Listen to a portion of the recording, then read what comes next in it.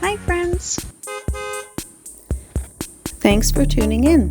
If you like this video, please give it a like, comment below, and take a moment to subscribe to our channel.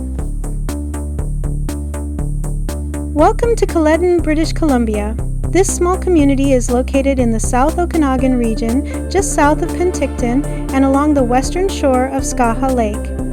The land here is dry and sunny with rolling hills, orchards, and vineyards. Kaleden is known for its quiet, peaceful setting and beautiful lake views. Kaleden was first settled in the early 1900s. The name comes from combining Kale, which means beauty in Greek, and Eden, meaning paradise. The town began as a planned farming community with apple orchards and irrigation canals. One of its most well-known landmarks is the ruins of the old Kaleden Hotel, built in 1911 and now standing as a reminder of the town's early days. Thank you for joining us on this tour of Kaleden, British Columbia.